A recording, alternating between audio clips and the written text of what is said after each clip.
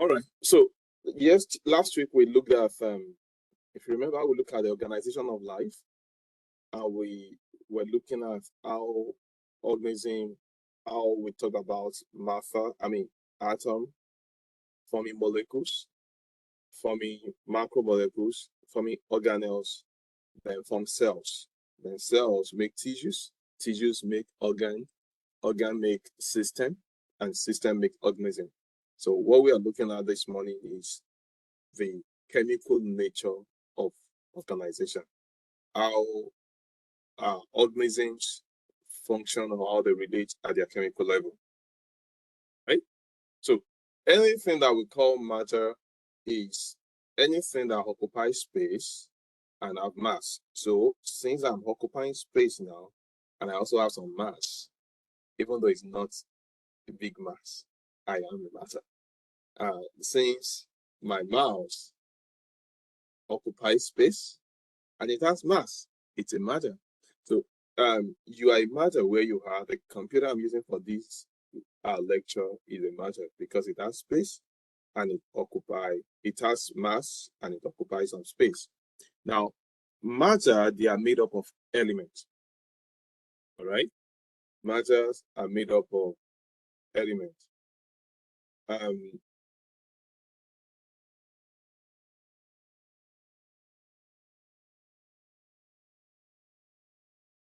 All right. Elements, now we have about 112 type of elements, and elements are hydrogen, helium, sodium, potassium, calcium. Those are elements. All right, those are elements. Now there are some elements that they are major, and some are trace. Like carbon is a major element in our system. We call it major because there's a lot of it in our system, and it won't cause harm because it's a lot. There are some phosphorus in our system. Oxygen is there. They are major elements. Now, there are some elements that they are just little. They are just required in little quantity, very trace. You know, when you say, I can see a trace of this thing, it means it's not like you could see it dominating, but you can just see a little trace of it. Now, so that is a trace element. It's just needed in minute quantity. And that is where iodine come into place. You look at it, the major source of iodine that you eat is salt. Even though iodine is very important in metabolism, it has a function of the metabolic hormone that are produced by the thyroid gland, but then it's needed in very small amounts.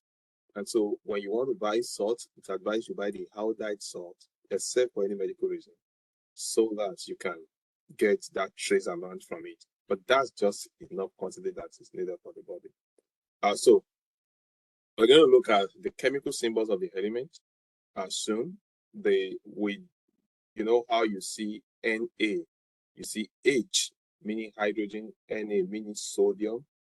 So all of those elements have their chemical symbols. Elements are made up of atoms. So first we are going to look at what are the atoms that makes up the elements. So let's go. Now,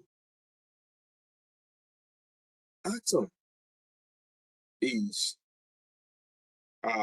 made up of subatomic particles, and those subatomic particles are proton, neutron, and electron. Now, proton, from the name, as the name implies, is positively charged. Proton is positively charged, and that is what you see here. Neutron is neutral, no charge, neutral, and electron, it's negative. So the opposite of neutron and the opposite of proton is electron.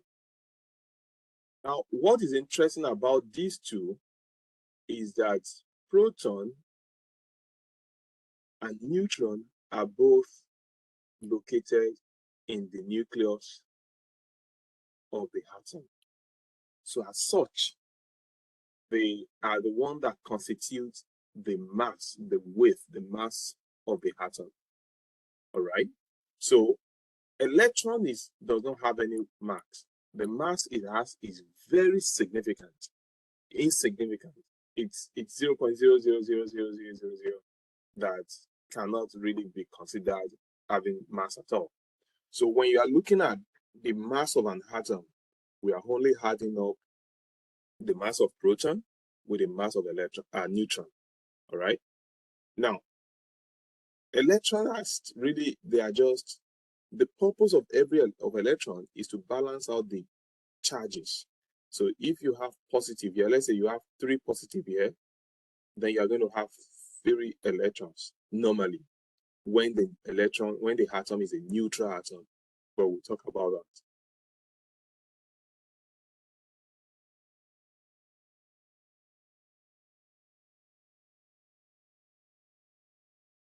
Now, kind of lost me on that one. Do you have a question? You kind of lost me on that one. Oh. You said that it equals it out? Yes. So I said for every neutral atom, when the atom is neutral, I'm still going to get to that. But when you say an atom is neutral, what you are saying is that the atom does not have any charge on it. Have you ever seen Na2 plus? I mean Na plus? Cl minus? Yes. Like, very good. So you'll have seen something like this.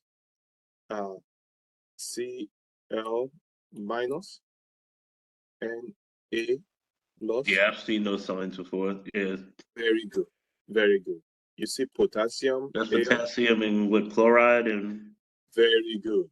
So this is chloride. This is sodium ion. This is potassium ion. Now, these guys, they will be different conditions, which we'll talk about later. All right. But for regular chlorine, like regular chlorine, regular sodium, regular potassium, the proton number is going to be equal to the electron number. Does that make sense? Yeah, I got you. All right. So the proton number here, if proton number here for hydrogen now, for instance, the ideal proton number for hydrogen is 1. Then the electron number is going to be 1 as well. Now, the rule is going to change if we have hydrogen plus. The rule will change. I will talk about that rule at that time, because this, we call this ion. But we'll talk about it then. But at this point, I'm telling you that if an electron, if an atom is neutral, just like this, it has no negative, no positive on it, we say that's neutral. That's a normal chlorine, a normal sodium, a normal potassium. The number of proton is going to be equal to the number of electrons. Please take note of that. All right? Thank you. I got you now. Okay, great. Thank you. Now, the next one, I will look at atomic number, atomic mass. Now, before I continue, let me put something straight here. Now, atom, have you ever heard of periodic table?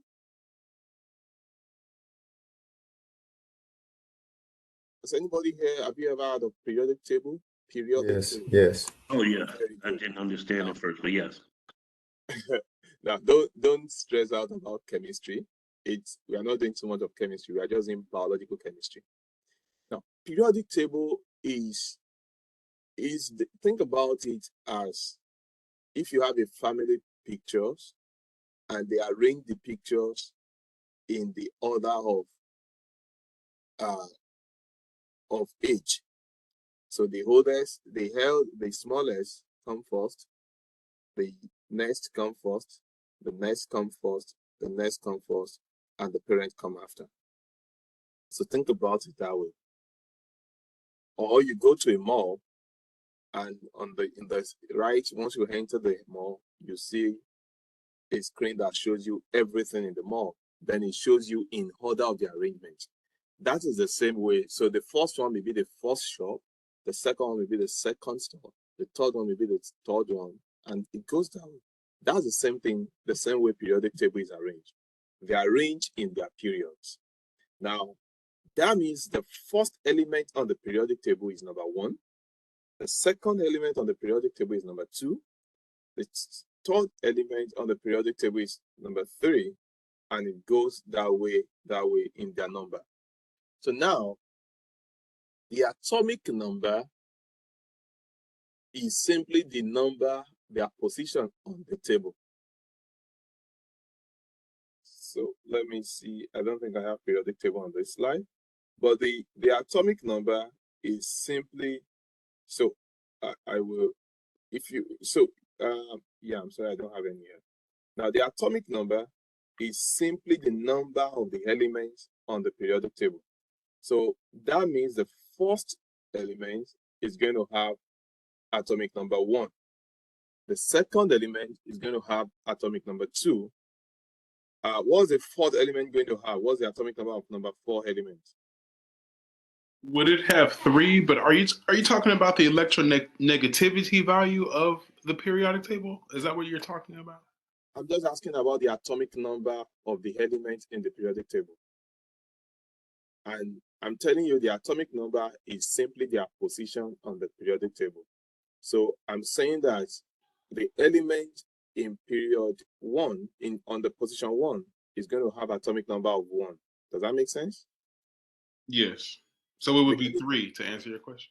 Very good. So the one in period on the position 2, so their position just tell their number. Atomic number is the same thing as their position on the periodic table. Atomic number. Let me change this. So atomic number is simply the position of the element on the periodic table. That's simply what atomic number is. Atomic number is simply the position.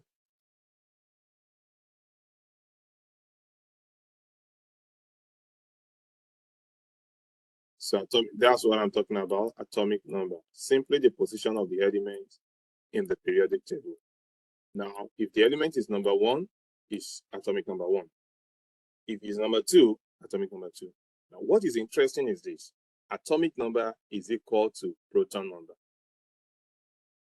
So if an element has an atomic number 1, that means the proton number is 1 as well. If the element have atomic number 2, it means the proton number is number 2. So take note of that in your notes. Atomic number is equal to proton number. Now the next thing, I also told you, for neutral atoms, please take note of this very well. Neutral atom, proton number is going to be equal to electron number. For neutral atoms, proton number is equal to electron numbers. And the neutron and proton may be equal, but there's no rule that says they will be equal. If they are equal, they are just equal by chance. But proton and electron will be equal for neutral atoms. And again, neutral atoms means that there's no charge on the element. It's not sodium Na+. Na+, it's not a neutral atom. Neutral means there's no charge on it. All right. Now, what determines the mass of an atom? I already told you the mass of an atom is determined by this. Yes, atomic number is proton number. The mass of an atom is determined by proton number and neutron number. Those two add up together to give us what we call atomic mass or mass number. Let's go.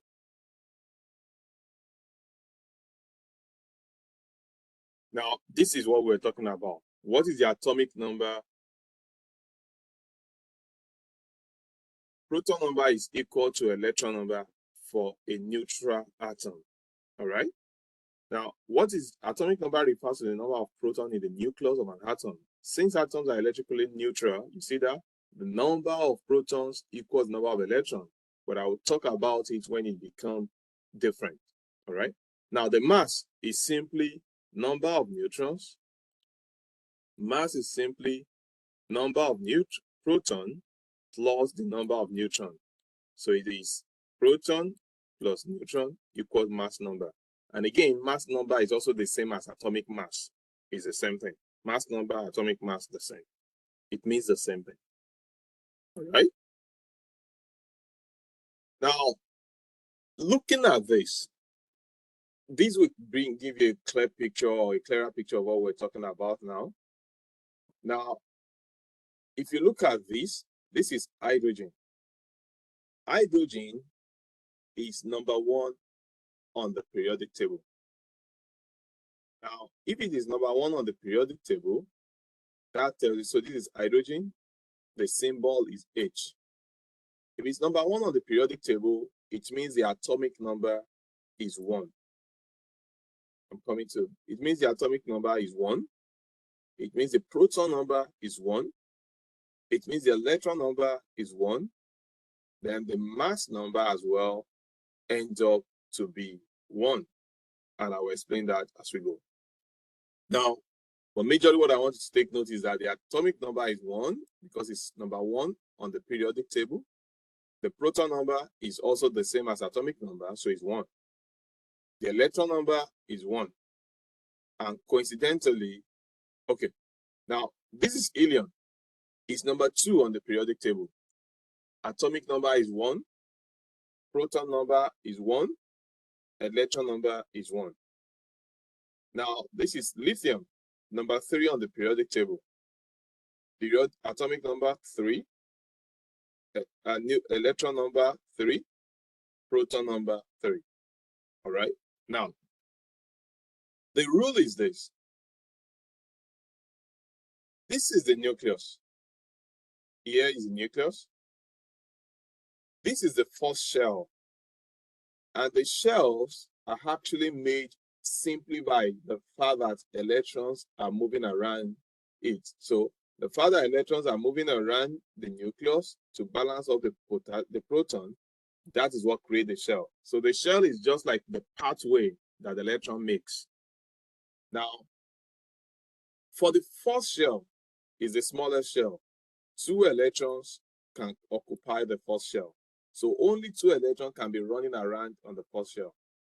The second shell, 8 electrons can run around it. It's a larger shell. Now, after the second shell, for this level, take it that the third shell, every other shell after the second shell can hold 8. So the first shell can hold 2. Take it that the second can hold 8. The third can hold 8. The fourth can hold 8. All the other shell after the first shell can hold 8. Take that for this level now. Now, let me explain this clearly before we continue. This is the nucleus for hydrogen.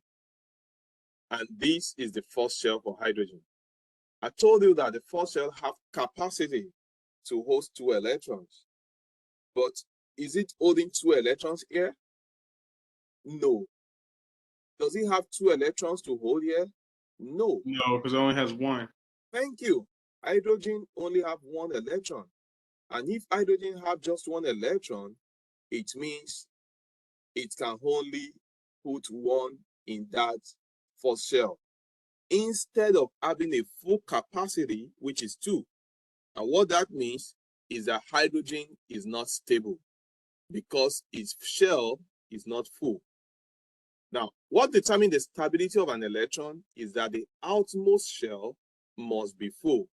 I mean, what determines the stability of an atom is that the outermost shell must be full.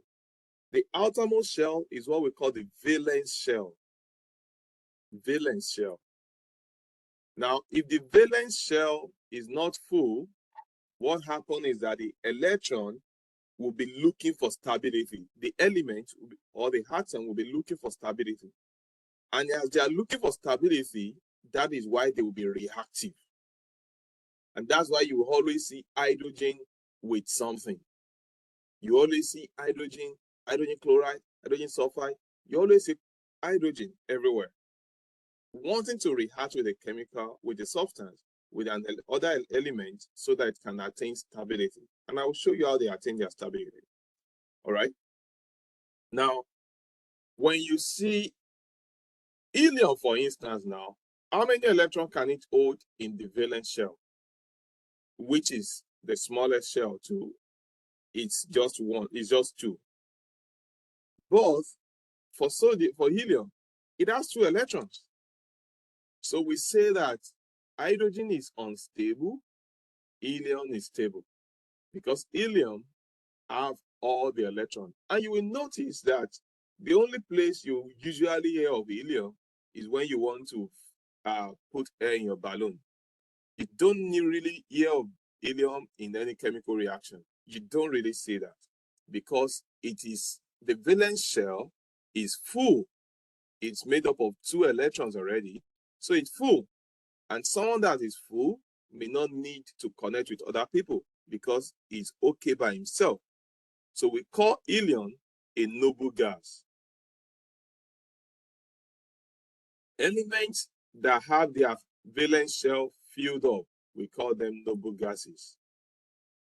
Again, elements that have their valence shell filled up, we call them noble gases. All right, let's continue.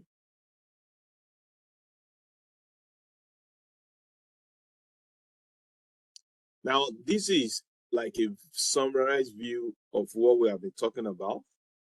Atomic number is equal to proton number is equal to number of electrons in an atom. Atomic mass is number of protons plus number of neutrons. Atomic mass minus atomic mass. This will be atomic mass minus atomic number. This will be number. Atomic mass minus atomic number equals number of electrons. It's just to flip this formula. If you flip this formula, you are going to have this. I'm trying to make this, how to make this pen to be at least not as thick as this. All right, I don't seem to get it now. All right, so that's a summary of what we have looked at, and let's continue with how bonds are formed. I will still talk about this image here later. Now, atoms come together to form molecules, and molecular formula shows the number of atoms of each element. So this is a molecular formula. For instance, water is a molecular formula. And you can tell, ideally, water is written like this. H2O. Now, H2O means that there is 2H.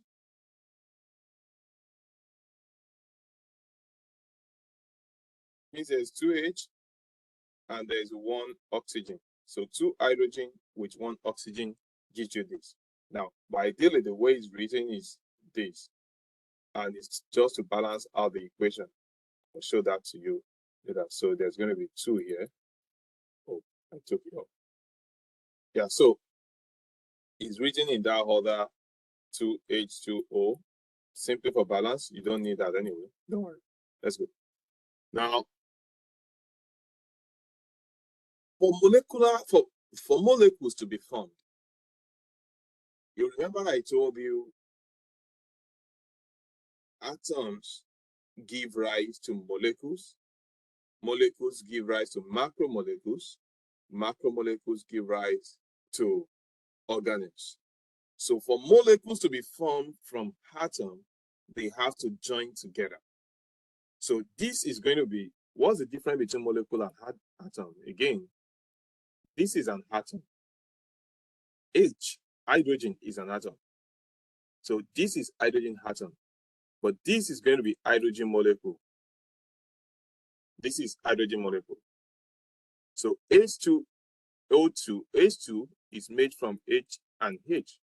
2 atoms of hydrogen connect together to form a molecule of hydrogen. The same way that these connect together to form water molecule. Right? So, and this is going to give you 2 water molecules. Now, so when 2 atoms connect together, they form a molecule. So oxygen and oxygen gives you O2. O2 is what you breathe in, but it's made up of 2 oxygen molecules. Now, what this means is that these are 2 hydrogen. It means this is 2 oxygen, all right? And these are 2 molecules of water. So that's what molecules are. Now, for hydrogen and hydrogen to couple together to form 1 molecule, for hydrogen and water to come together and form water, hydrogen and oxygen to form water, then there has to be something connecting them. And what connects them is what we call bonds. So chemical bonds is what holds atoms together to form a molecule. Now, there are 3 kinds of bonds that we are going to be discussing. Predominantly 2, and then we'll talk about the 3rd one as well. The first one is the ionic bond. The ionic bond is the first one, and what is key about them? If you look at the word ionic bond, you can tell that the root word there is ion. And if it is ion, it will have to deal with elements that have charges. Now, for you, if you're writing, ionic bond simply is formed when a metal transfers its electron to a non-metal. Now, let me explain it to you right here. So this is ionic bond, right? Forming here. And if you look at this, this is a sodium atom, meaning that Na, it doesn't have charges. And if you look at sodium, sodium is number 11 on the periodic table. I'm going to do a song real quick. The song tells you the number of elements, the position of elements in the periodic table. So it's hydrogen, helium, lithium, beryllium, boron, carbon, nitrogen, oxygen, fluorine, neon, sodium, magnesium, aluminum, silicon, phosphorus, sulfur, chlorine, argon, potassium, and calcium. So that is the first 20 elements.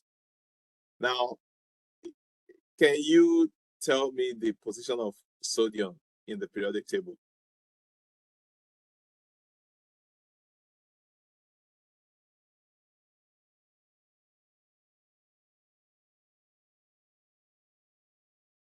I'll do that song real quick. Is it number 2? No. So let me do this song real quick.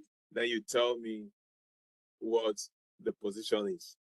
So you start your count now. Once I start the song. Hydrogen, helium, lithium, beryllium, boron, carbon, nitrogen, oxygen, fluorine, neon, sodium, magnesium, aluminum, silicon, phosphorus, sulfur, chlorine, argon, potassium, calcium. All right, good. So sodium is number 11. Now, if it is number 11, and I told you the first shell can take 2 electrons, the second shell can take 8 electrons.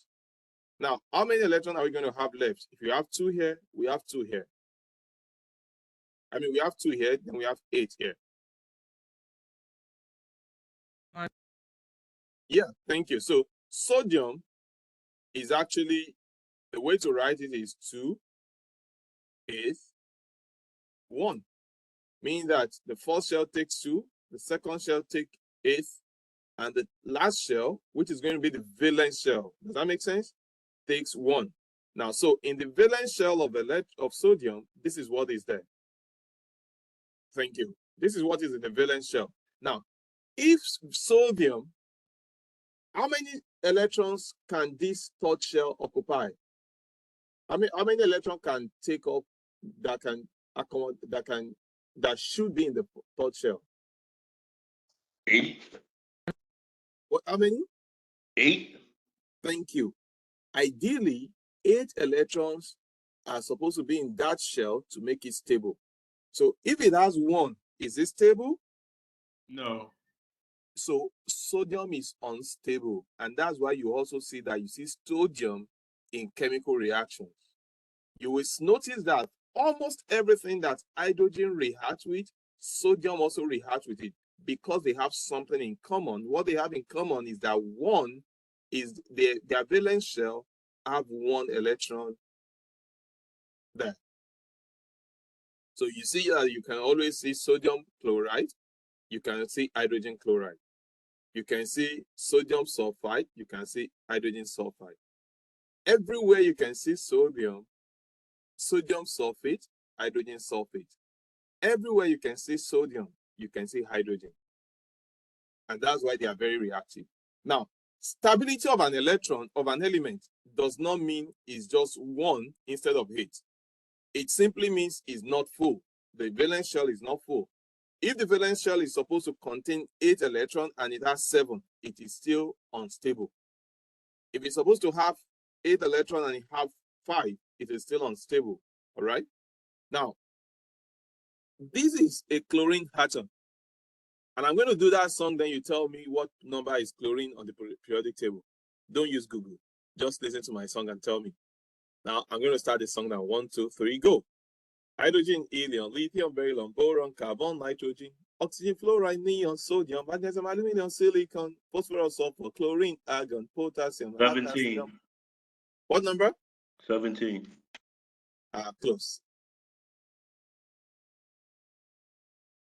I'll do this song one more time. No. I'm too fast. That's a trick. Now let's try again. I won't be as fast. I'll try not to be as fast. But pick it. Hydrogen, helium, lithium, beryllium, boron, carbon, nitrogen, oxygen, fluoride, neon, sodium, magnesium, aluminum, silicon, phosphorus, sulfur, chlorine, argon, potassium, and calcium.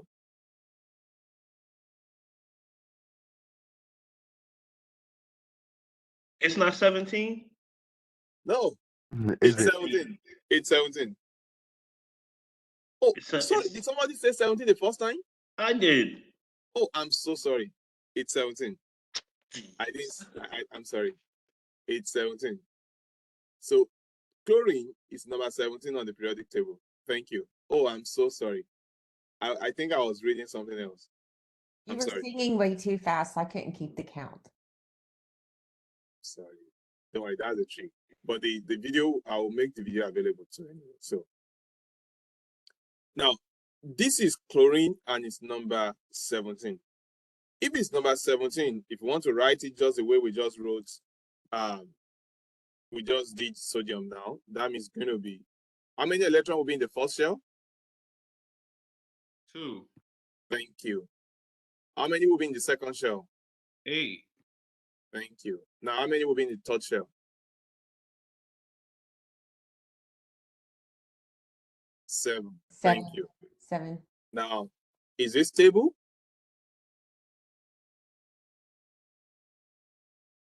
Very good. It's not stable. Now, for it to be stable, what does it need to get more? Just one more. More in the third shell. Very good. Whereas sodium need 7 to be stable, right? So if we need to transfer from 1 to 1, who do you think it's logical to give to another, to sacrifice? The second shell. Yes, I'm asking who? Is it sodium or chlorine? Oh, sodium. Now, it's logical to say that sodium should give 1 to give chlorine, one away right? and lose 1. Very good.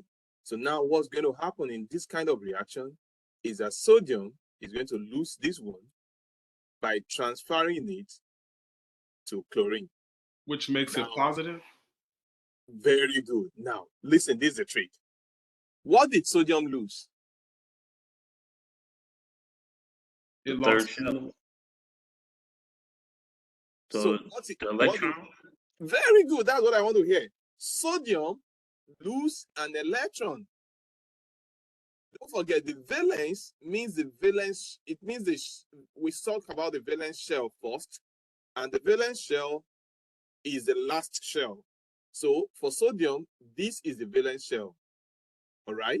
Now, the electrons in the valence shell is what determines its reaction. All right. Now, so sodium lost the electron here. Is electron positive or negative? Positive. No. Electron is negative. Oh, yeah, because it takes away from. Good. Now, electron is no, I'm asking if electron, I'm not asking what symbol is going to be. I'm asking if electron is positive or negative. You remember proton is positive, electron is negative, neutron is neutral. Now, if you lose negative, do you become more negative or you become more positive? You become more positive. Thank you. So it's as good as you paid off your credit card. If you paid off your credit card, are you richer or poorer? Richer. You are richer because you just lost your negative. Does that make sense? Yeah. So when you, I know so sodium, once it lose, very good. Now sodium, once it give up this, it's now going to become Na plus. Now the plus means 1 plus, but because it's just one, just like if I want to say give me a bottle of Coke, I'm not going to I can just say give me a bottle of Coke. I just need a bottle of Coke. I don't need to say 1. But if I need 2, I'm going to say give me 2 bottles of Coke. Give me 3 bottles of Coke. Give me 4. So sometimes we don't put 1 there because it's just 1. You just say plus. But if it is 2, you're going to put 2 plus. If it's 3, we're going to put 3 plus. Now, so sodium automatically becomes sodium plus, Na plus, which is now sodium ion. And this ion is a cation because it's positive. Positive means cation. Cation means positive ion. Now, sodium has become positive by losing a negative. So think about it that way. Because when you say somebody lose something, ideally, the person should become negative.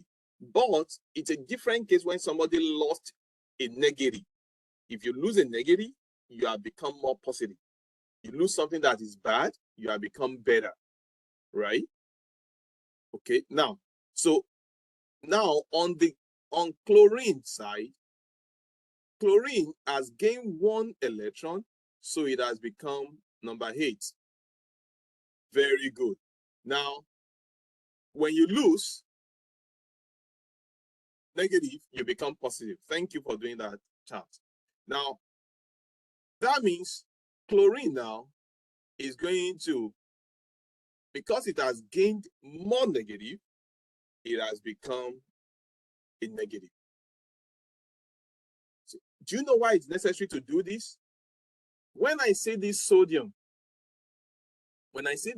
ion, I know this is, ideally now, this sodium ion now, it does not have 11 electrons again.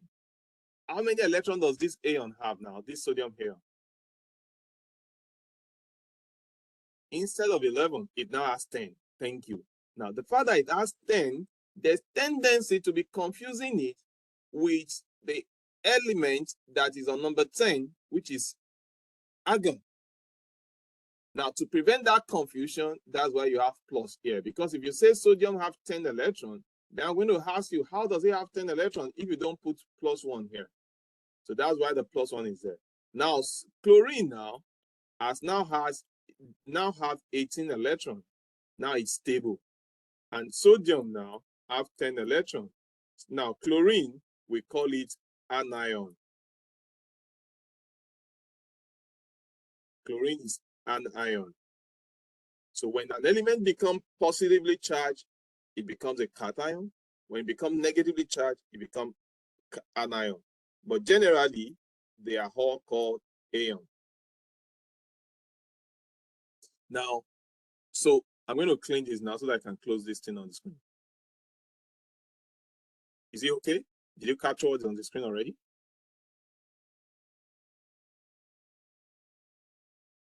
Okay, thank you. Now, so you see what happened here now? Sodium transferred this electron to chlorine, and now sodium has become positive by losing 1 electron. Chlorine has become negative by gaining 1 electron. Now, these form a compound, which is what we call sodium chloride, because it is now, this is what happened. Na plus plus Cl minus now give rise to NaCl. So the positive, negative neutralize each other here. Now this, because this reaction involves formation of ions to bond together, that's why we call it ionic bond. So now again, what is ionic bond? Ionic bond is formed when a metal transfer electron to a non-metal. So metal, sodium will be our metal in this category now. A metal transfer electron to a non-metal. That is what forms ionic bond. That's what forms ionic bond. A metal transfer electron. Now that means one of the elements lost electron, one of the elements gained electron. That is ionic bond. Now I'm saying that specifically because I'm going somewhere. The next kind of bond that we have is the covalent bond. Ionic bond is transfer, and if I were you, I'll write transfer on it. It's transfer of electron. One transfer to the other. One lost, another gained. And the purpose of it is to maintain stability. Now, there is another kind of bonding that is not transfer. Nobody is losing, nobody is gaining for somebody to lose, or nobody is losing for somebody to gain. It is simply a sharing process. So both of the elements shares the electron, and now both of them become stable. And that's what you can see here. If you look at this, you see that an hydrogen molecule, an hydrogen atom, plus this is hydrogen 1, and this is another hydrogen. The two of them came together. This hydrogen, think about that the one that is orange color electron is for this one, and the other, this is for this for this. Now, both of them, they were unstable, and they thought together that, what do we do to maintain stability? They felt, let's come together and share what we have together. So it's as good as somebody have fries and somebody have Coke. And both of you said, okay, since I don't have Coke, you have Coke, I have fries, you have fries, let's share together. And so you decide to heat it together, both of you share together, and you both enjoy the fries together and the Coke together. That is sharing. So covalent, from the word covalent, you can see covalent, cooperating, sharing, valence. So they decide to share their valence electron. They decide to share their valence electron to maintain stability. Now, what that means is this. It means that if you close this hydrogen now, and you are just looking at this hydrogen now, how many electrons do you have on this hydrogen that I'm going around? How many electrons do you have on this hydrogen? 0, right? No. 1. If you count the number of electrons on this shell, how many electrons can you count on this shell? Oh, 2. It's 2. Look at it. 2 electrons is on this shell. Now, if you decide to close this one again, and you're looking at this, if you're looking at this one, how many electrons do you have on this shell that I just circled now? Look at it. How many electrons? 2 as well, because they're sharing. Both of them have 2 because they are sharing. So if you close this one, if you close this, and you just look at this one, if you close this fully, and you are just looking at this one that I circled, there are 2 electrons attached to the shell. That's the truth. And if you decide to close this other one, if you decide to close this, and just look at this, there are 2 electrons attached to this as well on the outermost shell, the valence shell. So both of them are stable. because both of them have 2 electrons that is connected to their shell. Does that make sense?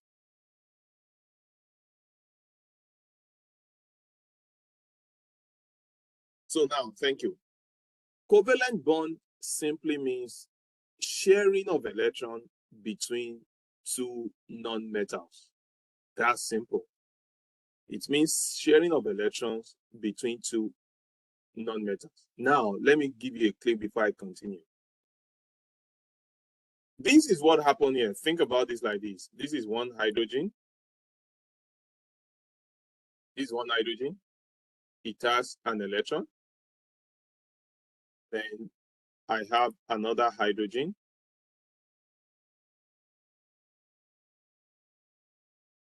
I have another hydrogen.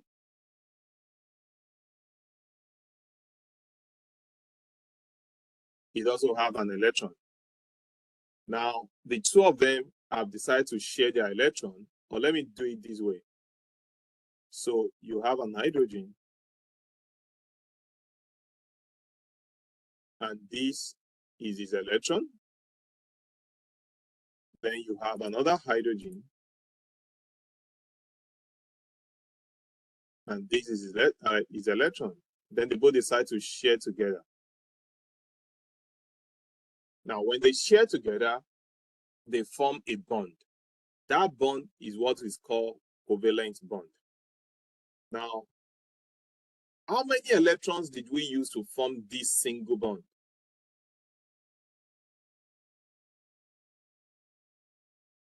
Two. Thank you. We use 2 electrons to form the single bond. Now that makes it a single covalent bond. Now, in the case of oxygen, what number is oxygen on the periodic table?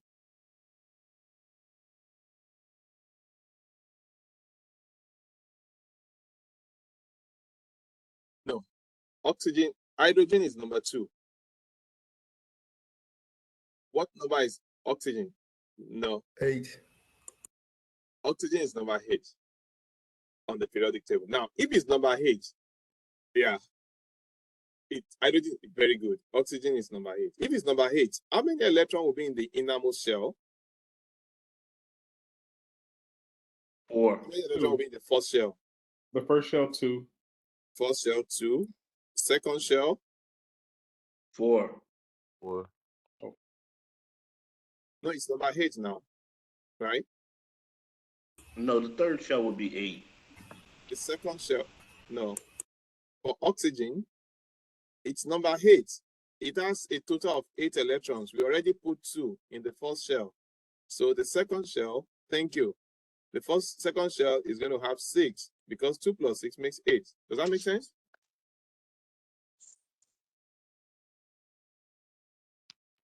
Do you understand what I'm saying? Yeah. So the second shell has 6. Now, if the second shell has 6, is this stable? All right, I will take it again. Now, oxygen has a total of 8 electrons because it's number 8 on the periodic table. Hydrogen, helium, lithium, beryllium, boron, carbon, nitrogen. Nitrogen is 7. Then oxygen is number 8. Now, if it has, that means it has 8 electrons. If it has 8 electrons, how many electrons normally? Don't look at these to think of anything. How many electrons will be in the first shell?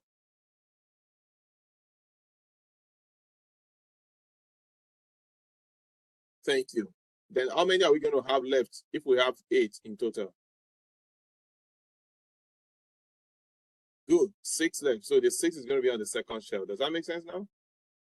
Cool. Now the 6 is going to be on second shell. Now, is this stable or unstable? Unstable.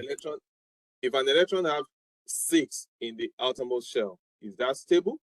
Unstable. Because it should be 8. It should be 8. So it is not stable because it should be 8. Since it has 6, that means it's not stable. To make it stable, then it has to bind with something as well, or bond with something. And now, if oxygen, so Now, let me show you something. It may be confusing, but let me show it to you real quick. I'm trying to see how to draw it here now. Now, there's a rule in electron pairing. Look at this. There's a rule in electron pairing that says anytime you want to pair an electron, you pair it single before you double. So, meaning that if I want to put 6 electrons on oxygen, for instance, I will put 1 electron on this side, 1 on this side first, 1 on this side first, then 1 on this side. I should not put double first because now I have 6. I have 4 instead of 6. So then I'm going to go back and put 1 again on this side, then 1 again on this side. Now I have 6. Now, why is this important? Again, few single before you double. Why is this important? It's important because it will let me know the number of single electrons that I have. And the number of single electrons that is present in an atom or in an element is what determines the number of bonds it can make. So if you notice, hydrogen have just 1 single electron on each hydrogen, and the 2 of them came together and make a bond. That means for any bond that is made, 2 electrons are required. 1 from one element, 1 from another element.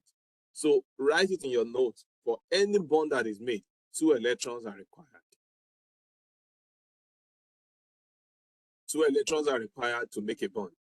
So if I need to make 2 bonds, how many electrons do I need? Thank you. 4. Thank you. Please, can you hear me very clearly? Yeah. All right, cool. Now, if I need to make 3 bonds, how many electrons do I need? Thank you. Now, lastly, if I need to make 4 bonds, how many electrons do I need? Thank you. Now, so if I need to make 1 bond, the other time when I made just 1 bond here, I needed 1 electron from this guy and 1 electron from this guy. So each of them contributed 1 electron, and then we made a bond. Now, the number of single electrons in the valence shell determines the number of bonds that element can make. Now, if oxygen as against hydrogen have 2 single electrons in the outermost shell, how many bonds can oxygen make with another compound, or another element rather?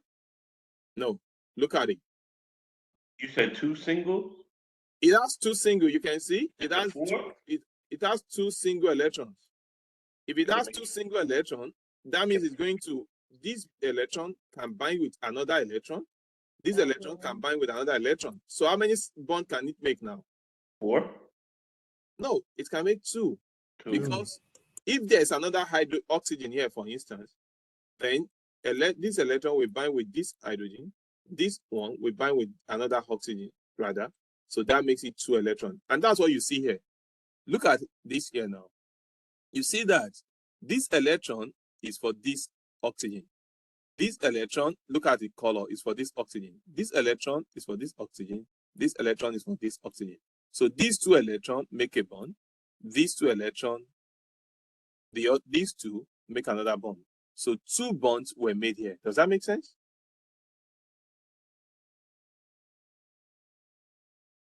Very good. Now, this means that this is a double bond. This is a double bond because there are 4 electrons that are connected here. And we know that we only need 2 electrons to make a bond. So that means this is a double bond. Now, this is double covalent bond. We have an example of triple covalent bond. Nitrogen, for instance, is number 7. If nitrogen is number 7, that means there are 2, it will be 2, 5. If it is 2, 5, then the outermost shell is going to have 1 electron, 1 electron. All right, let me draw it on this side so that I can write it better. So now nitrogen is number 7. If it's number 7, it means it is 2, 5. Now, if it's 2, 5, we are going to fill single first before we double. So 1 electron here, 1 electron at this corner, 1 electron at this corner, 1 electron at this corner. Now we have 4 electrons. We need 1 more. So we are going to put 1 on at any side. So we put 1 here. Now this is double. How many single electrons does it have? 3. Now, that means it can also make 3 bonds, because that means this electron can bind with another electron. Now, so let's say this is hydrogen. This can bind with hydrogen. This as well can also bind with another hydrogen. This as well can also bind with another hydrogen. And who can guess what it's going to give us? If nitrogen binds with 3 hydrogen, what do you have?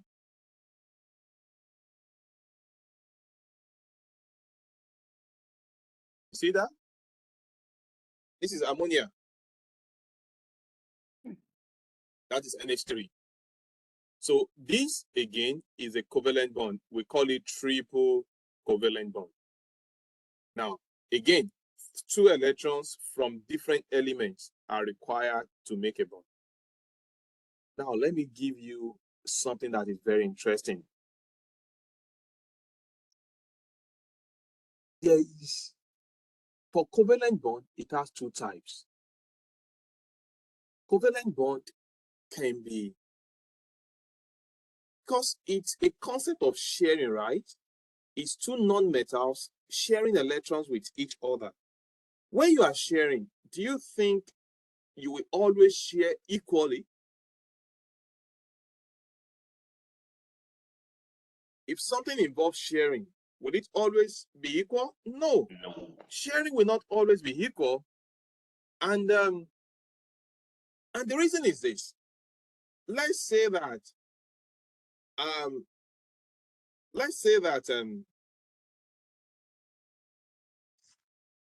I like rice, and Troy does not like fries, but he can eat it.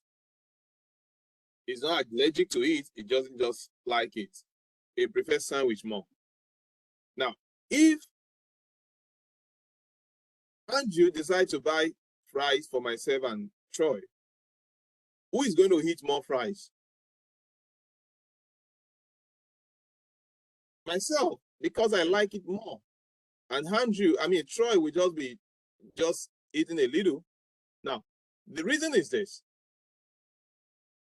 Our attraction, which is what somebody mentioned when I was talking about ions, somebody mentioned electronegativity. This is where it comes to place. Elements that like electron more, we call them electronegative elements. Some elements just like electrons more than the other elements. They have affinity. Affinity means they have strong attraction for electrons. So those elements, whenever they need to share electron with another element that are electropositive, meaning that they don't like negative, the electronegative elements will take electron more to their side. And that is what you see in water molecule. That's what you see here. You notice that if you look at this, they are sharing. All these elements here, they are just on the side. They are just by their sides. You see, they are both on each other side, just arranged together in order on each other side, bonded on each other side, bonded on each other side. But when it comes here, look at what happens here. You see, oxygen and hydrogen, they don't relate like this. You will never see it like this. You will never see oxygen and hydrogen ideally this way.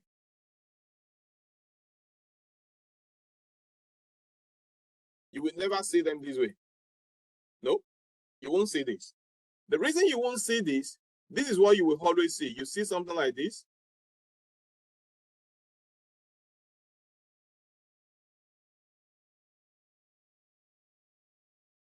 This is what you will always see. The reason you see this is because you will not see this normally. The reason you see this is because this is showing you that oxygen likes electron more. Oxygen likes electron more. It's an electronegative element. So it's going to, even though they are both sharing, it's going to draw the electron more to its side. So we call it electronegative element. And so the sharing is not equal. It is unequal. When sharing is not equal, it's going to draw to the pole of oxygen more than the pole of hydrogen. So we call it polar because it's drawing to one pole than the other pole. So it's polar sharing. It's polar covalent bond. All right. But whereas the other one we looked at here, it is non-polar because the sharing is equal. So equal sharing means non-polar. It is equal. It's not at any element or any element pole. It is just general. But the polar is going to draw to the side of one element than the other. So you can see hydrogen is not standing like standing. It's like it's just attached to oxygen. That is unequal sharing. So polar covalent bond is the one that have single bond. I mean, non-polar is the one that have single, double, and triple. Polar is just polar. Now, this is what we call hydrogen bond. So this is a water molecule, right? This is a water molecule. Now, when two water molecules join together, this is a water molecule, and this is what is here. This is a water molecule here. This is one water molecule. This is another water molecule. This is another water molecule. This is another one. For the water molecule to join together, that is what we call hydrogen bond. So hydrogen bond is what is here. It is between one oxygen, this is oxygen, and hydrogen. So this is hydrogen bond. Now, hydrogen bond does not mean hydrogen bond as hydrogen. It's another kind of bond that connects hydrogen to oxygen in terms of water molecule. So hydrogen bond connects water molecule together. Now, the hydrogen bond, the way it's structured, gives the hydrogen some functions. Give water molecule some functions. You'll notice that when you put water molecule, let's say you take a bottled water now, for instance, and you try to spill the water, you will notice that the water will always look like it's stuck together. It doesn't separate like a molecule. You see it drawing together. That's because of the hydrogen bond. Hydrogen bond is a force of attraction. It connects the water, make the water molecule to draw together. It's the same thing that is responsible for the surface tension on water. Now, if you go to the swimming pool, for instance, now you try to jump into the water will not totally speed and let you hit the floor of the swimming pool. No, the water seems like once you jump into it, the water does like it's going to prevent you access. And that's why the water will struggle to splash because there's a force on it. That force, we call it surface tension. Now, when you go to swimming pool, you will never see water at the center of the swimming pool and the wall of the swimming pool is empty. That is never going to be possible. That property that makes water to stick to the wall of the surface of the container is what we call adhesion. This is the reason that anytime you put water in a bottle, water will not stay at the middle. It will stick to the wall of the bottle. The same thing, you don't go to the swimming pool and see water just at the center and not touching the wall. All right. Cohesion or cohesion is a property that makes water molecules to join together, and it looks like one molecule. All right, let's go. Now, chemical reaction, if you look at this, let me see.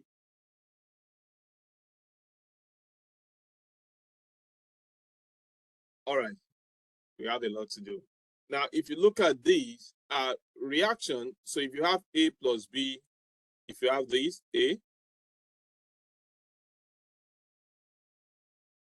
plus B, giving you C. This is the reactant side. This is the product. The reason this is the product is because that is where the arrow is pointing to. Where the arrow is pointing to is the product side. So this is the product, C, and reactant is A and B. All right, let's go. Now, reactions. Have you ever heard of photosynthesis?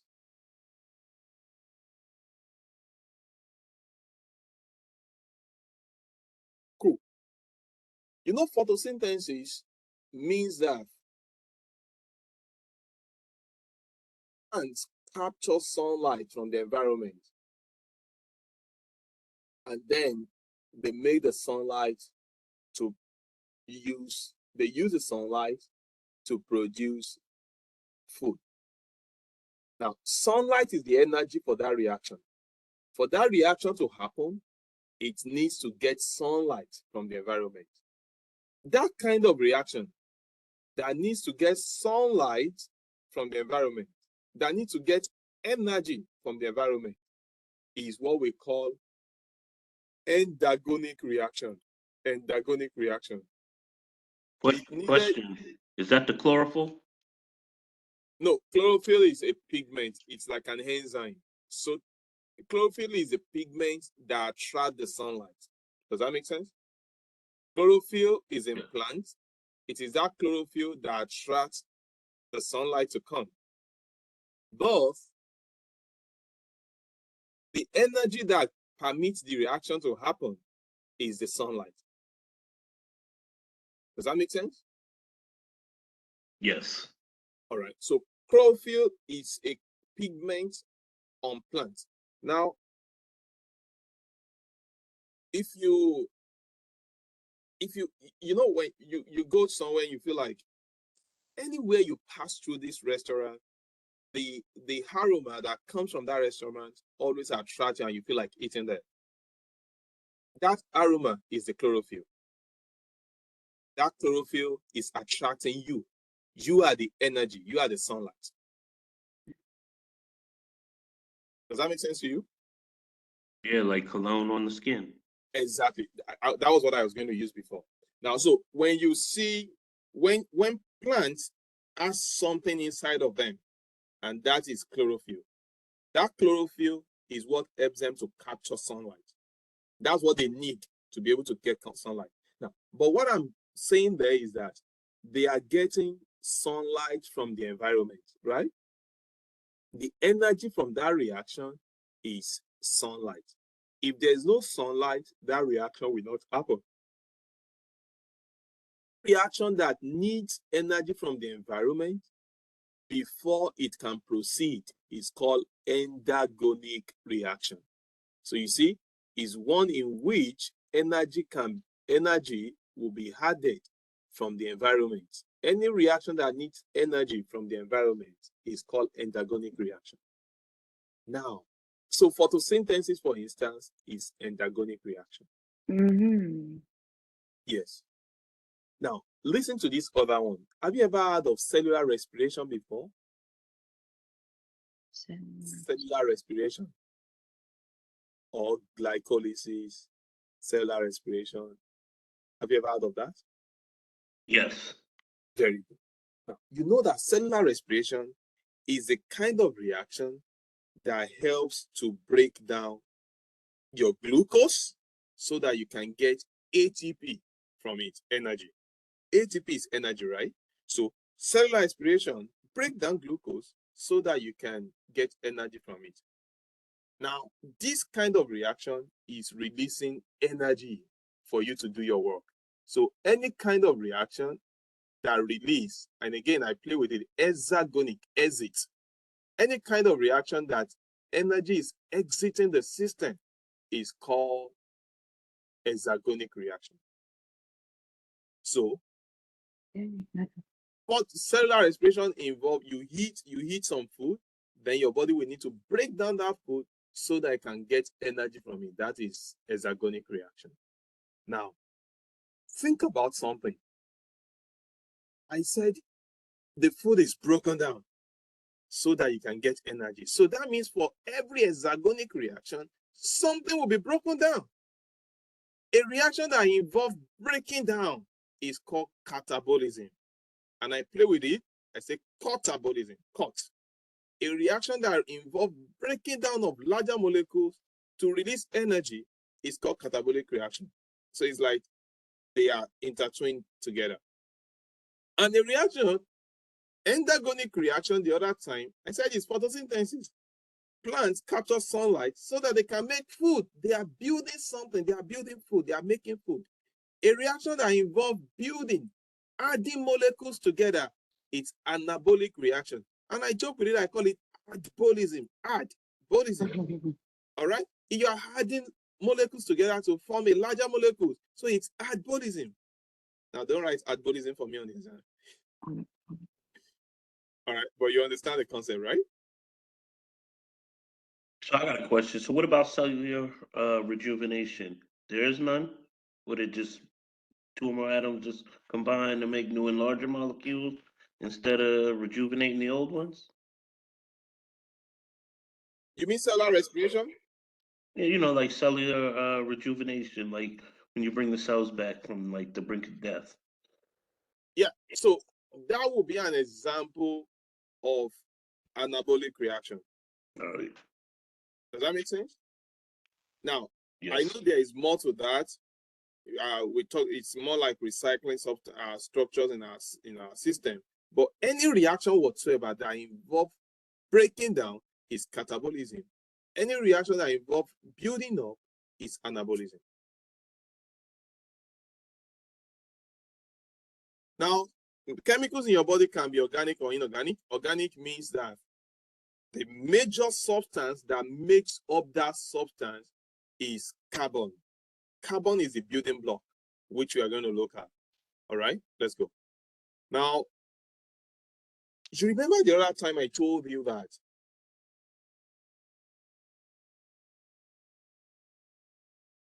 let's go to this slide. Let me show you this slide.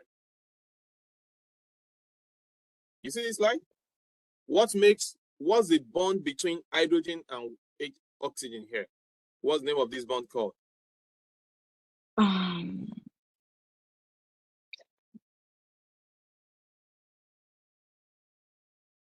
Covalent bond? What'd you say? The covalent bond? Thank you, it's covalent bond. Now, is it polar covalent bond or non-polar covalent bond?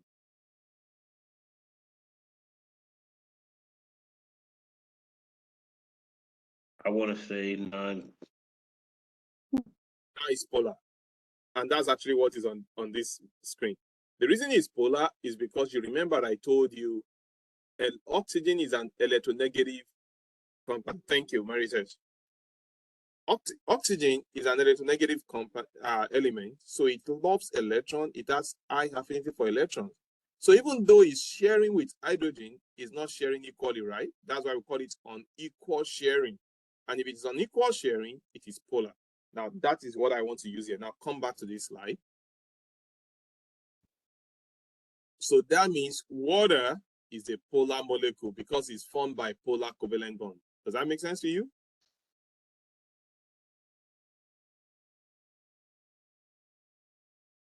Good. I'm a little iffy on it. What's it? I said I'm a little iffy on it. All right. So look at it. This is what is this here? What's this molecule here? This molecule here? Water. It has water. Oh, whoops. How is it formed? It's formed by sharing of electron between hydrogen and oxygen. And we also said the electron is attracted to oxygen more because oxygen likes electron more. So we said it is unequal sharing, even though they are sharing, and we conclude that that is a polar covalent bond that is formed between them. So this bond is a polar covalent bond. That means this bond is a polar covalent bond. This bond is a polar covalent bond. But does that make sense? Now, if an element or if a molecule is formed by polar covalent bond, then that means a polar molecule. Does that make sense? Yes. Right? Good. So that's where we came across polar molecule here, that water is a polar molecule. Now you can have it in solid, liquid, and gas form. Now, when a substance likes water, we say it is water friendly. Hydro means water. Philic, friendly. It's water friendly. It can dissolve in water. It can react with water. It is mixable in water. If it does not like water, we say this hydrophilic. Phobic. Phobic means fear. So it does not react with water. And water helps to maintain body fluid. Now, water is a universal solvent. So water is a universal solvent. And that's why you see it that we use it to dissolve a lot of solutes. Solute can be solid. Sometimes it can be liquid, but solvent can only be liquid.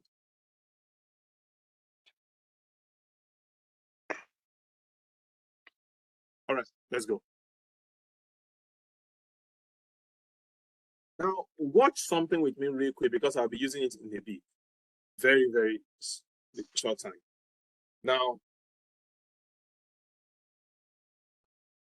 looking at this word, dehydration reaction, what does dehydration mean?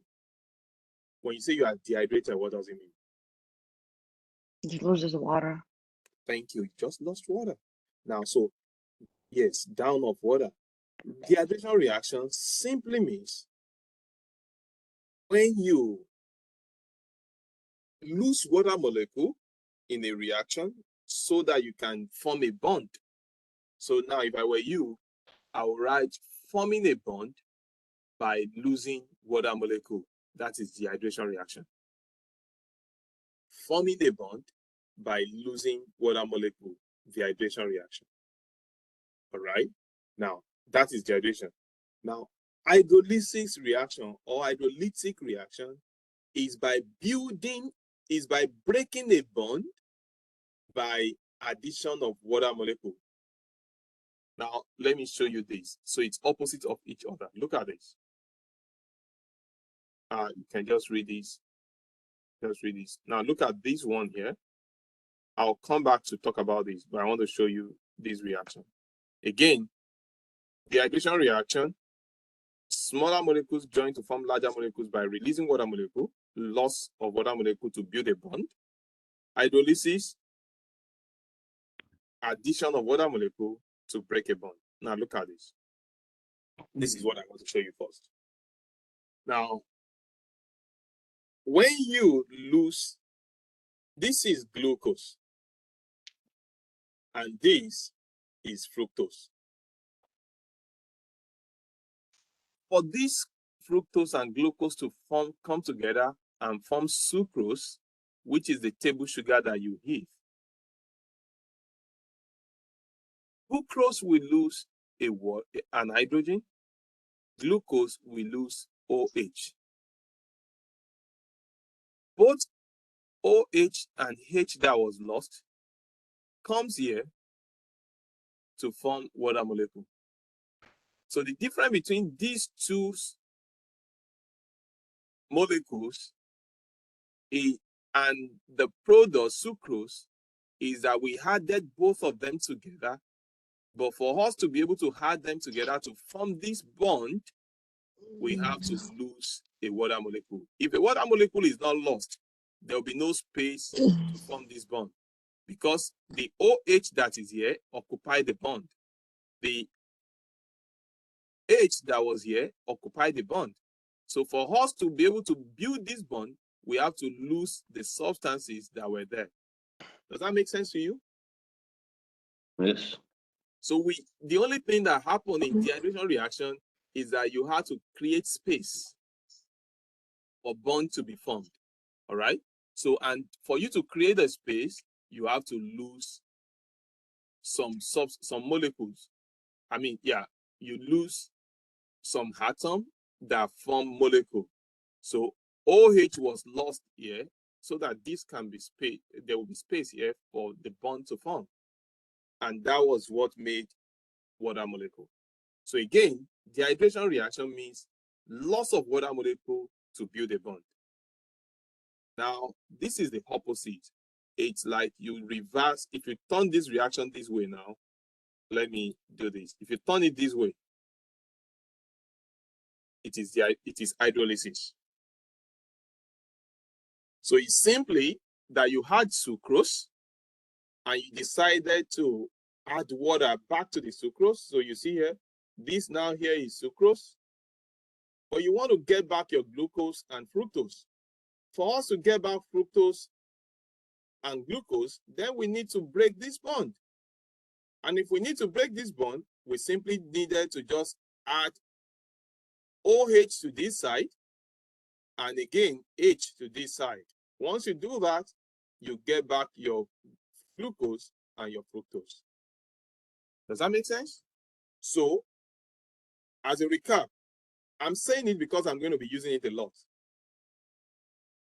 Hydrolysis reaction means you are using water molecule to break, and that's why it's called hydro-water lysis break. So you use water molecule to break a larger compound to become a smaller one. Whereas dehydration is you are losing water molecule so that you can build a larger molecule. You lost water molecule to build a bond, dehydration reaction.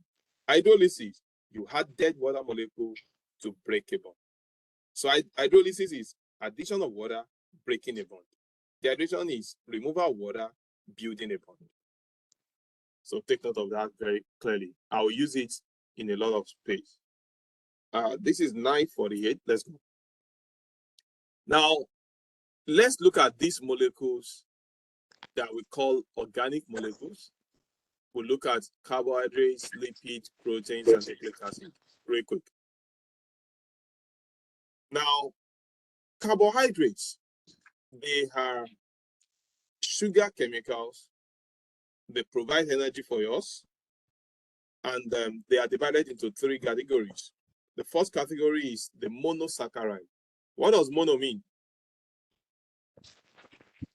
One. Thank you.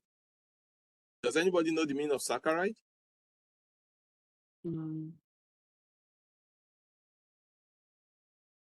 It's not sugars, is Saccharide. it? Thank you. Saccharide means sugar. So simply, this means 1 sugar. Oh, now this is disaccharide, meaning 2 sugars. Polysaccharide, meaning more than 2 sugars. So this is 1 sugar.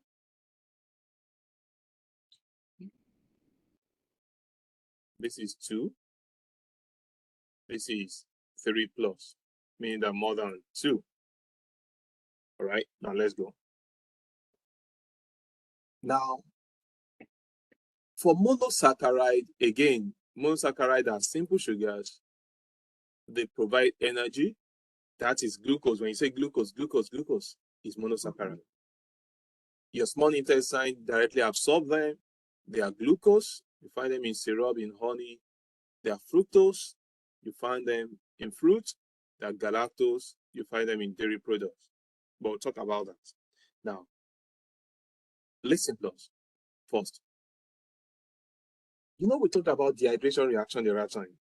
Dehydration reaction means building a bond by removing water molecule.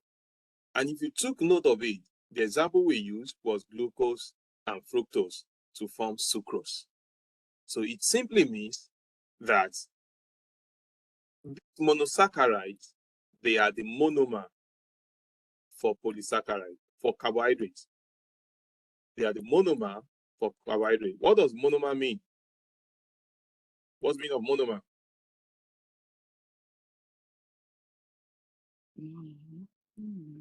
Does anybody know the meaning of monomer? One something. Yes, very good. You are correct. It's one something. Now, if it is one something, that is what we use to build larger something. Does that make sense? So we use monomer. Monomers are actually building blocks. They are building blocks. All right. So if you see a big home that was built with block, each block is a monomer. So monomer are building. Sorry, I know the way I wrote it is not too, it does not look good. Building, B-U-I-L-D-I-N-G. ing, building blocks. Now, those are monomers. Now, that means monosaccharides are the monomer. So take note of it, write it in your notes. Monosaccharides are the monomer for carbohydrates. Now, because I will show you the next thing now. So again, I just call this monosaccharide, I use the word FGG for them, FGG.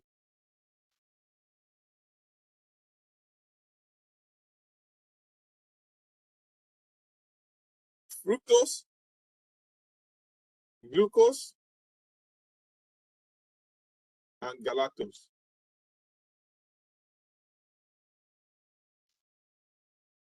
FGG.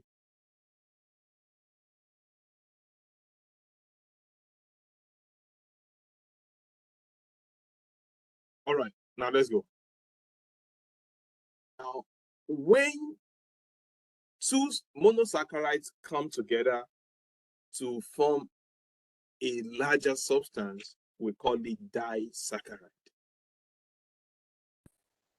What do you think will be the reaction that is going to join two monosaccharides together to become a disaccharide? What is the name of this reaction called?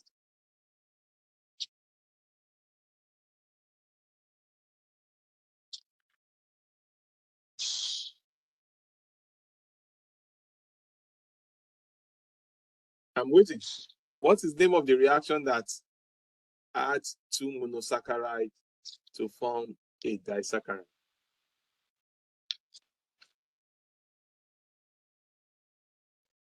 Look at it. Two monosaccharides to build a disaccharide.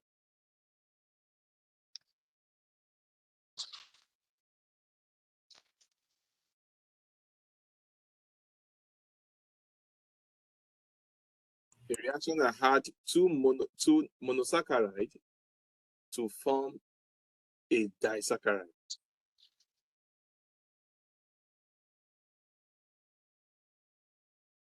Okay, I'm waiting. Is it dehydration? It's dehydration. Because dehydration is not hydrolysis. Dehydration is what builds bond, right? It's the same thing. See, what I'm asking, what we have here now is sucrose. And sucrose is the same thing you had here. You see? These two coupled together lost water molecule to form this bond. Dehydration reaction. So anytime you are building two monomers together, either it is disaccharide or it is protein or it is lipid, anytime you are adding two molecules together, once you are adding together, it is dehydration reaction. All right. So now sucrose is formed by glucose plus fructose, maltose, glucose plus glucose, lactose, glucose plus galactose. This is not going to be confusing. This is it. Glucose is everywhere. All right. But lactose is glucose plus galactose. You can see lactose there. So you know it is glucose, galactose you are going to add to make lactose because lactose is in galactose. Now, sucrose is glucose plus fructose, which is the third one, the second one. Then maltose is simply two glucose molecules. All right. And this reaction is called dehydration reaction, DH. Dehydration reaction. Right? Let's go. Now, what we call lactose intolerance is simply that you have lactose, you drink lactose rich substances like milk, ice cream, yogurt, but inside the system, you don't have the enzyme, which is called lactase. And lactase is the enzyme that breaks down lactose. So this is an enzyme that breaks down lactose. All right, let's go. Now, the third set of polysaccharides are the third set of carbohydrates are the polysaccharides. And poly simply means two or more sugar molecules, right? And So the first one you have there, so you see, is chain of sugar. So it's just more monomer joined together. And again, the reaction that does that joining is dehydration reaction. An example of that is this, starch. And you know that starch is the way that plant stores carbohydrates. Glycogen, that's the way you store carbohydrates, animals. And cellulose, that's what makes up the cell wall of plants. Now, when you ingest polysaccharide, what is going to happen? It has to be broken down into many monosaccharides. And that reaction is called hydrolytic reaction. All right, let's go. Now, the second molecule that we want to look at are the lipids. Now, lipids, they're hydrophobic. Lipid is oil, right? So it's hydrophobic. They are insoluble in water. They store energy. Now, this is it. Lipids are able to give you about 2.5% of energy supply that carbohydrate gives. The only difference is this. Carbohydrate is the one that readily gives you energy. Lipid only gives you energy when carbohydrate is not around. And that's why you only burn your fat majorly when you have exhausted the glucose. And that's why that fasting is what is recommended to burn fat. By fasting, exercise obviously, but when you fast, you will have used up the glucose that is around. And now when glucose is exhausted, fat can go ahead and give you energy. So that's why I say that fats don't give you energy when glucose is around. They only give you energy when glucose is exhausted. Now, example of fats are fats, example of lipids, fat, phospholipid, steroid, glycogenol. Now, this is fat, triglyceride, that is fat there. Now, you see fat, this is glycerol, and these are fatty acids attached to it. Now, we say this is saturated. Why do we say it's saturated? We say it is saturated because it's made up of all single bonds. If you look at the fatty acid, this is the functional group, right? So not the functional group. But if you look at all the old fatty acid here, they all have single bonds, single. When you come here as well, they all have single bonds. But when you come here, you can see a double bond there. This makes it unsaturated. Why is it unsaturated? Saturated means it's saturated with hydrogen. Unsaturated means it is not fully saturated with hydrogen. And if you check, you see there's no hydrogen here. No hydrogen here. So these are less hydrogen than the other ones. All right, so it is unsaturated. And again, when it's joined together, before it's joined together, as it is now, they are not yet joined. But if you want to join it together, it's going to be dehydration reaction. See that? Dehydration reaction. And if you want to break it down, it will be hydrolysis. All right, we've talked about saturated fat means single bond, all true. Unsaturated, monounsaturated means it just have one double bond, like the one we saw here. This is monounsaturated. Now, polyunsaturated means it has more double bonds, 2 or more double bonds are there. Now, these are examples of fats. I see the phospholipid, which is what you have in your cell membrane. You can see the glycolipid, meaning that glucose and lipid. You can see water. This is showing you phospholipid, right? How you see phospholipid, how they are arranged. This we call it micelle. Don't worry about it for time's sake. All right, these steroids made up of 4 rings, 1, 2, 3, 4. That's sex hormone. Cholesterol is major part of it, and you see cholesterol in cell membrane as well. All right, eicosanoids, they are fatty acid derived from cell membrane, and they are prostaglandins, leukotrienes, Please just read that for time's sake. Now, proteins. All right, I think I was going to give us a break, but I think we can just finish this. I'll be fast with it. Now, proteins, I told you already that protein is the one that does the, okay, I'm not sure if I mentioned it last week. Now, proteins are the guys that does the job in your system. Protein is like a car, carbohydrate is like gas. We'll finish it very soon, then we'll take a break. Protein is the car, carbohydrate is the gas. So carbohydrate gives you energy to do work. Proteins are the one that does the work. And so those are the functions of protein. I'll just leave you to read that. Now we have, when you see proteins, the monomer for carbohydrate, I told you, are the monosaccharide. The monomer for proteins are the amino acid. So amino acid is the one that builds up proteins. And that's the structure of amino acid there. Now, you see this again. Please look at this very carefully. This is an amino acid, glycine. This is another amino acid, alanine. For us to join these together, alanine, we need to lose hydrogen. Glycine, we need to lose OH. When they lose that OH and hydrogen, they go ahead to form water molecule. So dehydration reaction, loss of water molecule to form a bond. Now a bond has been formed in between them. The name of that bond is called peptide bond. The name of the bond that was formed in carbohydrates is called glycosidic bond. Please take note of that. I didn't mention it there. Glycosidic bond.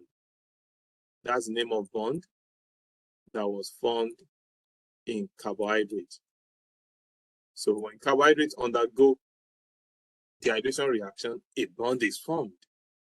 When protein undergo dehydration reaction, a bond is formed. So that was why I told you initially that reactions that lose water molecule forms bond. All right, let's go.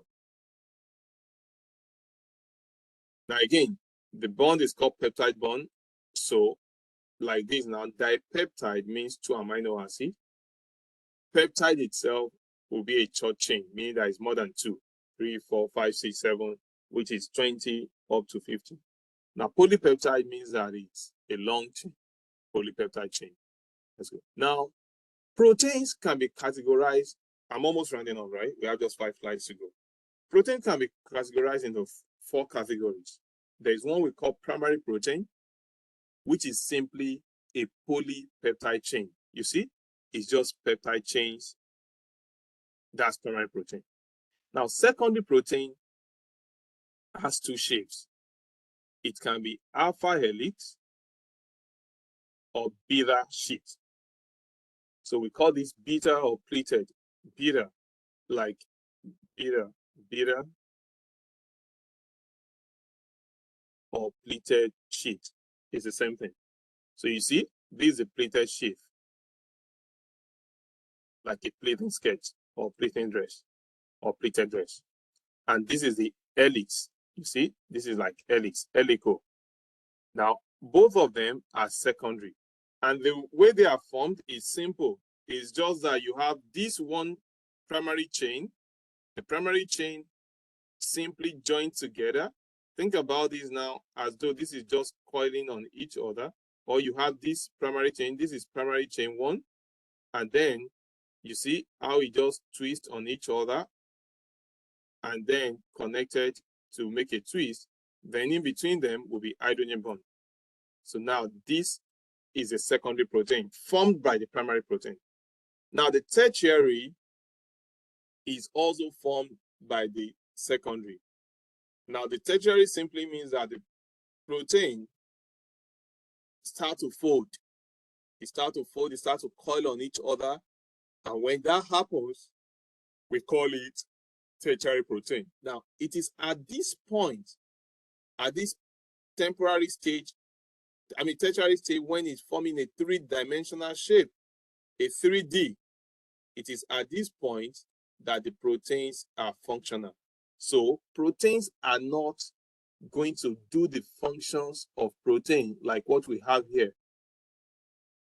until they become three-dimensional shape.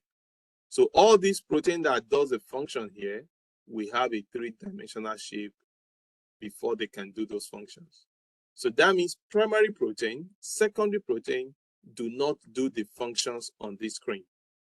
They can only help as a precursor to build the larger protein that we have here. So tertiary proteins are the ones that are functional, and then quaternary proteins. So tertiary protein means that they are three-dimensional already, and quaternary also are three-dimensional. This is where tertiary is where you see your hemoglobin that helps to carry blood. And you know it carries to carry oxygen. You know it helps to carry 4 oxygen, 4 molecules of oxygen. So one will be on this heme, another will be on this heme, another will be on this, another will be on this. So it's a 4 subunit. It's 4 units. So it's called quaternary protein. Now, when protein lose its function, its structure, we call it denature. And I think I pointed to that last week, if I'm correct. Denature. And denature simply means it has lost its nature. All right. When we're talking about homeostasis, if you remember, I talked about it last week. I think somebody had mentioned it. Denaturation, meaning that the protein has lost its nature. And if it loses nature, it cannot perform its function. All right. Let's go. Now, enzymes are protein, and they must be three-dimensional shape. You see that? If there's any change in shape, either due to temperature, high pH, or whatsoever, the protein will also lose its function. The enzyme will lose its function, and that is what we call denaturation. And now, they act as catalysts as well. And catalysts, they speed up chemical reaction by lowering the energy required. So they reduce the requirement for the reaction. That is what we call catalysts. Usually they end with ASE. So anytime you see catalyst, lactase, all of those, they are enzymes. Now, if you see someone that their name ends with ASE, don't call the person an enzyme. All right? It's only enzymes that end. It's only the one that it's only chemicals, not human beings. All right, I'm just kidding. Now, they are highly specific. Enzymes are specific. Now, the reason we say they are specific is because one enzyme does not power all reactions, right? One enzyme does not lower. Now, think about enzyme as coupon or discount.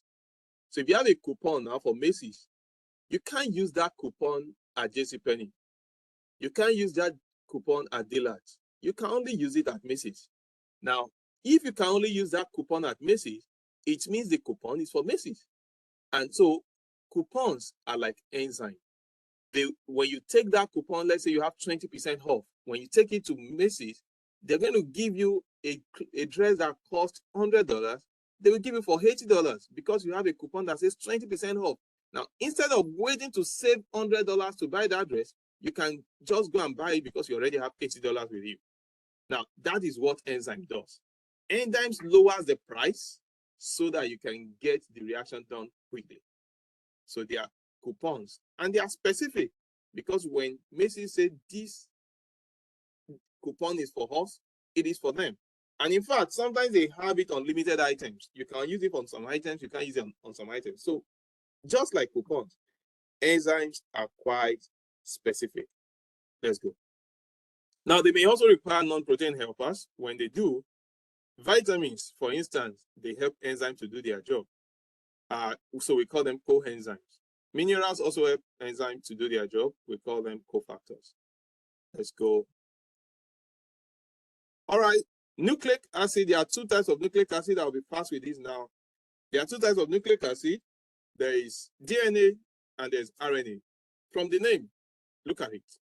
The name means deoxyribonucleic, and this means ribonucleic. So if this is ribonucleic, and you see ribonucleic also in this, it means the difference between DNA and RNA is a deoxy. And deoxy simply means deoxygen. It means oxygen has been removed. Just like we say dehydration, removal of water. So deoxy means that oxygen was removed from RNA, and that's what makes it DNA. Now, I will tell you where that oxygen is removed as we go. Now, what is the building block of DNA? The building block of DNA are the nucleotides, either DNA or RNA. The building block for nucleic acid are the nucleotides. Those are the building block. Now, what makes up this building block? Now, don't be confused. The building block, the monomer, are called nucleotides. How are nucleotides formed? Nucleotides are formed by pentose sugar. Pentose means 5-carbon sugar, phosphate group, and nitrogenous base. The nitrogenous base, I will show. Well, now, okay, go ahead. Let's go. Now, the DNA itself is genetic material. I will show you everything here. DNA is genetic material. That's what you have in your genetic material that you transfer to offspring. It's made up of double chain of nucleotides. They have deoxyribose sugar. Now, this deoxyribose sugar is the difference between DNA and RNA. RNA have ribose sugar. DNA have deoxyribose sugar. The deoxyribose sugar means that the 5-carbon sugar does not have oxygen at one point, just one point. Now, this is it. You see this, I'm going to go back, don't worry. I just want to show you something, then I'll get back. You see this. This is a ribose sugar, meaning that this is RNA. This is a ribose sugar here. This ribose sugar have 5 carbons. The way to count the carbon is this: number 1 carbon, number 2, number 3. Oh, sorry, I twisted it. All right. So this is a carbon. Okay, this is a carbon. And the way to count the carbon is this is number 1, this is number 2, this is number 3, this is number 4, and this is number 5. So on number 2, you notice that there's OH here. This OH here is what makes this ribose. But for DNA, it's deoxyribose. So instead of having OH here, there's only H there. The oxygen has been removed. So on carbon 2, for DNA, we only have H, not OH. Does that make sense to you?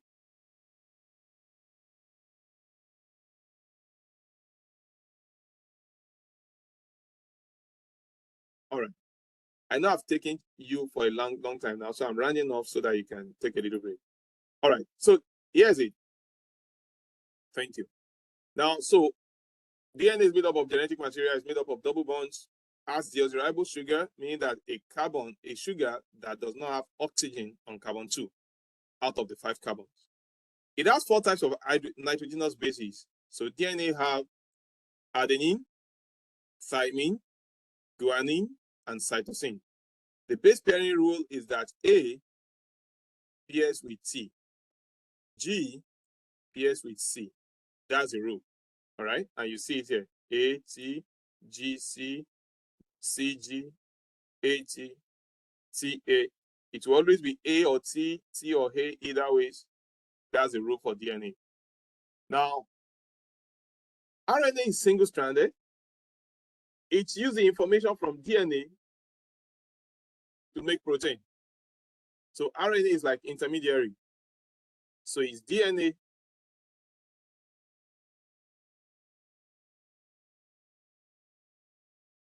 So it's DNA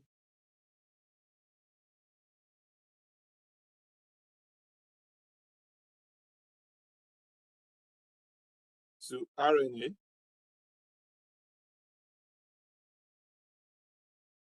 then to protein.